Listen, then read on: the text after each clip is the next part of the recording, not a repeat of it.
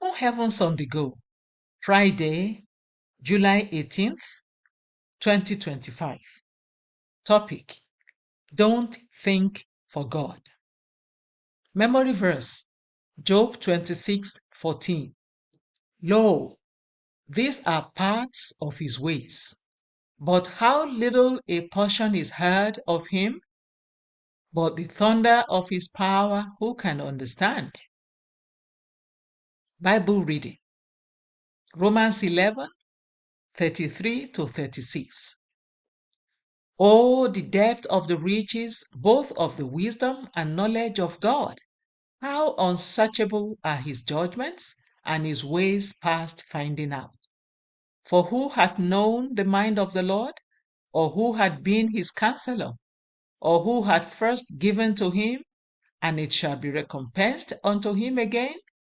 For of him, and through him, and to him are all things, to whom be glory forever. Amen. The message: many times, believers ask God for things and then begin to think about how he will achieve them.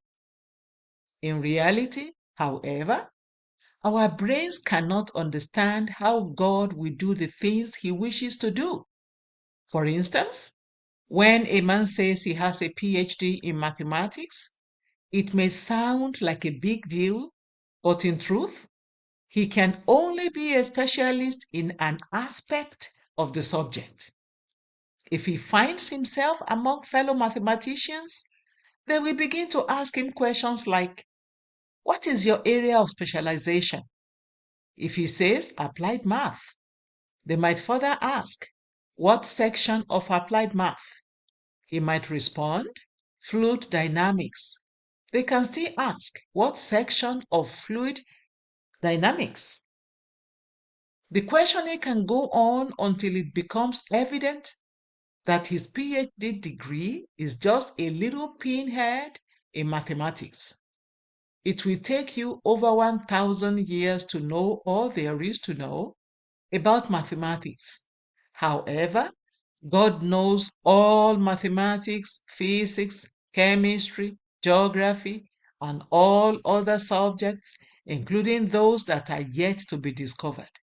You simply can't compare your wisdom and knowledge to his. Why then do believers try to calculate how he will choose to do something?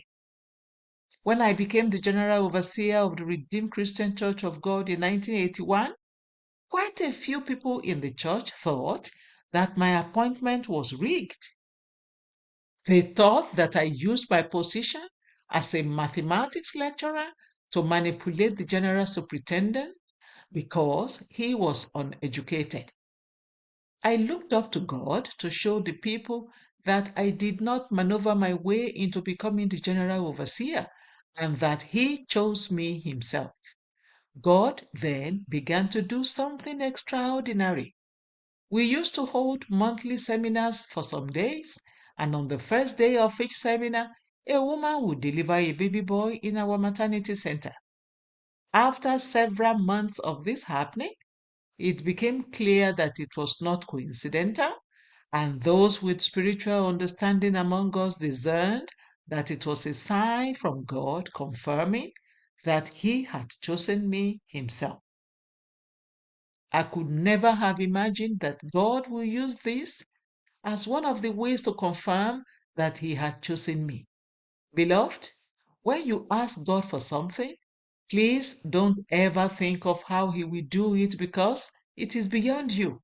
Just ask, obey whatever instructions he gives you, and leave the rest to him. Key point: when you ask God for something, don't think about how he will do it. Only trust and obey him. Bible reading in 1 year: Isaiah 12-14. Hymn for today: All hail the power of Jesus' name. The Open Heavens is written by Pastor E.A. Adeboye, the General Overseer of the Redeemed Christian Church of God. God bless you.